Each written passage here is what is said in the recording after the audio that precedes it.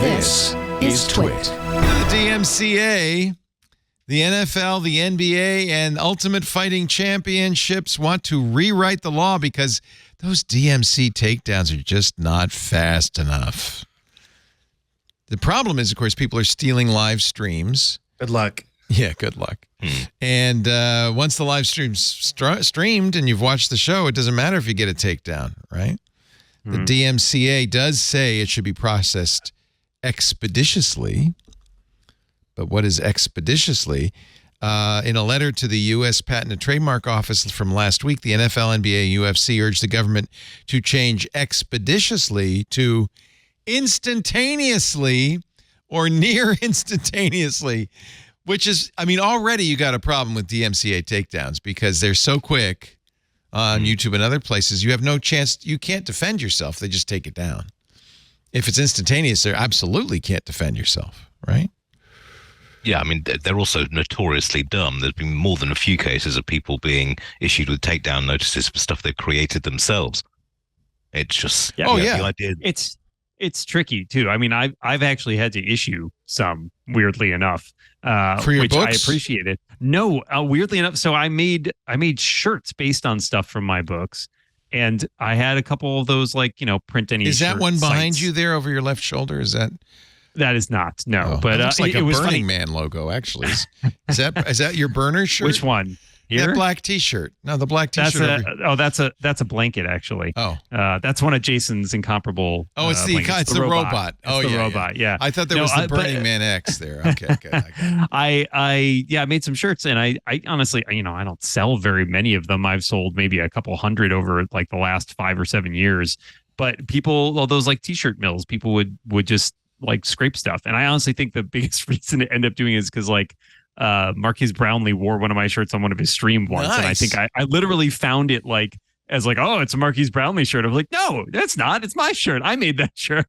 So I appreciated the ability to actually be like, it's, because these corporations are just these faceless like sites. It's like, who knows where those people are? They could probably pack up shop and disappear if they needed to. But at least the DMCA does provide a provision for like making it easy for me to be, as a person just working on my own, be like, let me just fill out this form letter essentially and send to them, and they usually get taken down. But they also get misused, right? So it's a tricky issue. Let's be clear, by the way, because if there's anything worse than Scientologists, it's Marcus Brownlee fans. You did not issue a MBKHD takedown. No, I was for the T-shirt flattered company. he wrote it. Yes, exactly. It was those T-shirt sites that like any number of things show up on. But you wouldn't want an instantaneous. One thing I want to add, just regard to the specific live stream. I think like UFC, all the sports league are complaining about like live streams of. So if there's a UFC pay-per-view happening right now, yes, exactly. They don't. And there's want a bar live streams of that that's stealing right it.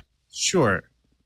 Well, there's an issue is that like the DMCA is an American law. There is a very prominent baseball streaming site that I don't know if it's based in Iran, but it has an Iranian domain. So I don't know that they recognize the DMCA in Iran. I don't know that they care.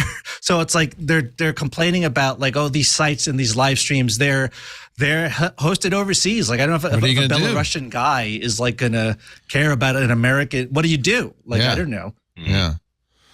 Yeah, so it is, and this Iranian, every single game is. I'm looking at it right now. Every single game that's live is available in perfect quality. Obviously, I actually pay for MLB.TV, but I don't assume that the Office of the Commissioner of Baseball is too happy with this Iranian site that is just live streaming every single thing for free. But I don't know what you do. What do you do? What they used to do when this first came up was actually send people around. If they got a report of say, a bar hijacking a live stream and running it, they'd just send someone down there and get some evidence, and then they could hit them with massive fines. Named Vito. Well, no, baseball bat. Think about it. Fines weren't the only thing they were being hit with. It's actually a great job when you think about it, because it's like, right, go to this bar and check if they're showing things. Like, well, first pint in. Yeah, I think it's our stream, but I better just check. I'll stay around for a while, and then. Well, that's part of the problem the NFL brings up is some of these pirate streams are indistinguishable from the real thing. And taking a page from the music industry.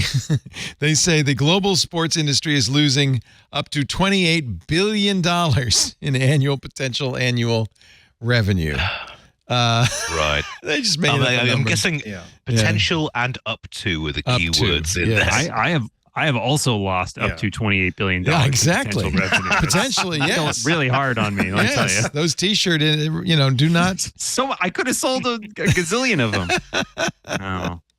Where is your store? Let's give you a plug. It's over at Cotton Bureau. If you go to my site, dmoren.com/shirts, it'll take you to all my shirts. Do you, we sell stuff and we don't make enough money to make it worthwhile. We just do it as a spiff for our listeners so they can, if they want to do this. I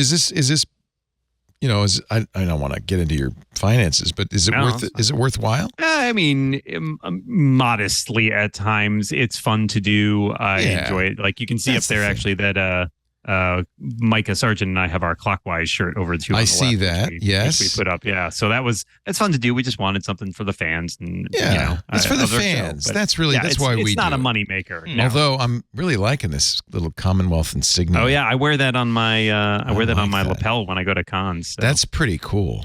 Thank you. Yeah, I'm tempted. Yeah, it's only $13. I know. It's a steal. It's a steal. You can probably find it on a piracy site somewhere, though. You can probably get it for cheaper. But that would actually be a steal. Then literally a steal. Yeah, go ahead. Oh, no, I mean, we used to do sort of merch on the register under the Cash and Carrion name. But, I mean, it's very small beer in most cases. There are very few people who can make a living out of this kind of thing. But it's got to be really, really annoying, Dan, where people rip your stuff off like that. Yeah, especially because it is such a, I am an independent business person, right? I'm just me, and I'm just selling these things, out of the back of my van or whatever. But it's a bummer when it's like, why are you stealing my stuff? Like, go after the big guys, right? Steal all the MLB streams, like Nicholas was saying. Don't go after me. I'm not making any money. Well, speaking of big guys, Barbie is supposed to come out on iTunes and all the services on Tuesday. What? And it's already the HD rip, the 1080p is already floating. I'm looking at the files right now. It was posted yesterday, so it's already available in 1080p. Well, of course, I covered piracy a lot at TechCrunch. God, 10 plus years ago. This is not going away. If it hasn't by now, Where do they get? Is this somebody with a video camera in the theater shot this, or this is the actual release version that somebody snuck out of there? No, the file I'm looking at right now. This is taken off. It looks like a CDN, one of the CDNs, and it's the file that you will watch from iTunes starting Tuesday. Wow. Yeah, I think Nicholas is totally right. Like if they could have stopped it, they would. I used to think about this as sort of I used to call it the hydratic equation, right? It's like you cut off one piracy source, two more show up. Like it just keeps going. There's no way. I mean, we had this fight, like you said, with the music industry over a decade ago about DRM. And I think, Apple at that point and some of the other ones had the right idea, which is you got to compete with it, right? You got to make it easily affordable and less punishing to use. You're not going to eradicate piracy that way, but you got to trust that lots of people will still want to do the right thing and actually pay money for their goods. Yeah, I mean, it's that cost. I think most people are fundamentally honest, but also if you said to someone, would you rather pay, I don't know, $7-8 a month and get access to all this content, or would you rather go on, God, this is dating me, LimeWire or whatever the latest, or Discord or whatever. I know that's a blast from the past. Let's ask Nicholas, where do you get Barbie? Allegedly. One of those terrible piracy sites. As your lawyer, Yeah. Well, there are still sites and there are still private BitTorrent communities and things like that. There's no Pirate Bay. Pirate Bay's gone, right? You have to Let me look. I think it still exists, but I don't know that it's the force that it was. I was going to bring up, a big kind of Valve with Steam. PC piracy 15 years ago was rampant. And Valve came along and created an easy-to-use system where it's like, okay, I don't want to sit through and potentially download some malware from some crazy site just so I could play Call of Duty or whatever. I will just use Steam, It's awesome. It's great. It downloads quickly. I don't have to worry about it. So the solution to this is like to make this less accessible and reasonably priced, so that you don't have to, so that you're not tempted to like sit through and sift through like a million pop-ups and like all this stuff just to like watch an NFL game or whatever. Yeah, these sites exist. I believe it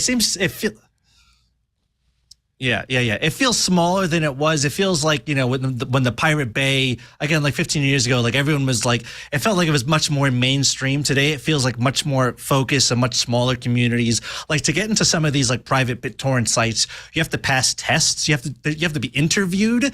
So you have to like prove that you know how to seed and how to like play nice on the site. They're not just going to let any kind of like Tom, Dick, and Harry. So it's become way more.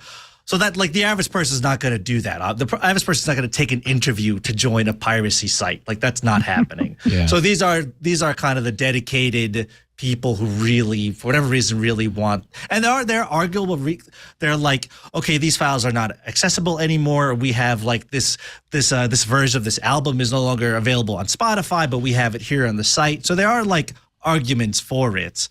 But yeah, it still exists. But my sense is that it's a little bit smaller than it was. Oh, I think it's a lot smaller. I think as soon as people could get it on streaming sites legitimately for $5 or whatever, people just said, okay, fine. There might be a handful of people. And honestly, I don't think those people, if they wouldn't pay the $5 rental fee, are not paying, there wouldn't be, they're not losing revenue to these people. Exactly. These are collectors. Right. Not lost sales. Yeah, they're not lost sales. Yes. I mean, almost universally. It used to be accessibility for me. That was sort of the last holdout for me, was like make it easy. Stuff that I couldn't get either, right? Like I mean, it used to be British television shows because I couldn't get them, but now you can get them pretty easily in the US, like legitimately. So that was kind of the last. Exactly the same. I mean, because I'm a big Formula One nut, I think the statute of limitations has run out, but yes, I streamed stuff illegally, so that I could watch the races. But as soon as it became available legally, I now pay cheerfully for it. Me too. Most people, I actually love F1 TV. I don't know. I guess because F1 didn't become a big thing in the States till recently, you can watch it all on streaming. They have multiple camera views. They have multiple commentaries. You can have the Sky commentator, Crofty, or you can have the F1 TV commentators. I love that. I think this is what streaming should really be. And if you're an enthusiast, by the way, great race in Monza, wasn't it? That was something. Oh, absolute. No spoilers. Absolute great. Yeah, no spoilers, but I think we all know who won. But at the same time, the racing in the midfield was amazing. Yeah. And 5 people led the race, that race. Yeah, that was fun. Sorry, bit of a geek. Yeah, we like F1. I used to use back in I got into my dad was a huge Formula One fan my whole life growing up. I didn't get into it until like 2008, 2009. But back then, what I would do to watch the races was I would use a VPN to log into BBC iPlayer, I think it was called, and they had live streams free and clear as long as you had a UK IP address. So that's how I watched it for many, many years. Yeah. Now you see, you're actually an evil, filthy pirate who was ripping off the beloved British Broadcasting Company. But I mean, if it's not there and available, I'm sorry. Then fine. Yeah. They try very hard to keep iPlayer from allowing that. They will look for VPN IP addresses and stuff because their thesis is, well, yeah, the British public has paid this license fee, so you shouldn't be able to watch this for free. But honestly, what have they lost? It's not like you could pay for it any other way. I have been actually advocating with friends who are at the BBC right now, basically ever since I moved over to the US, and just say, look, do an international TV license the same way that you have a TV license in the UK.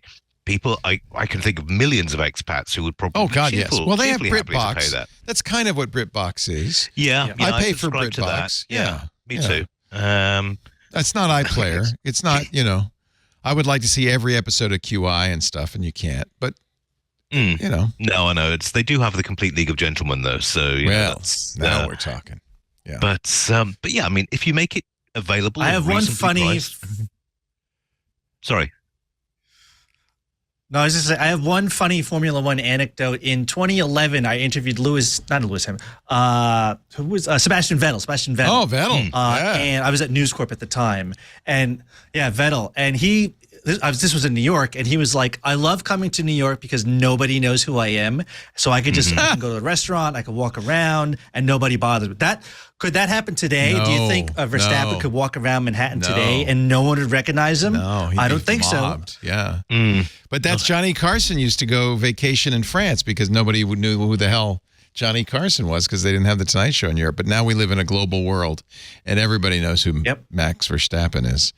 Absolutely. So I think F1 TV is a good example of it's $80 for what is that season? It's a long season. It's a 24 race 24 season. races. Yeah. But then they also include sort of archives of all the a lot of camera angles. Work. Yeah. It's always fun, fair. when someone crashes out, just reversing the stream and then just listening in on the cockpit radio to hear. I love seeing those cameras. I love seeing the cockpit cameras. Those are amazing. And if I think about it, the $80 a year I pay for F1 TV is only 1/10,000th of what I'm paying for a single ticket to see F1 in Las Vegas in November. Yes, you're going up to Vegas, yeah. Well, I was there for DEF CON and Black Hat, as you know, and they're resurfacing the strip at the moment. Oh, yeah. They've already started building the grandstands and the Bellagio fountains. Well, they're also building grandstands in front of hotels, which have refused to pay the $1 million charge to have their windows unobscured. They're blocking restaurants and others that have a view of the strip because, you got to pay. Money to be made. Yeah. Hey, it's Vegas. If you have a restaurant in Vegas, I think you know this already.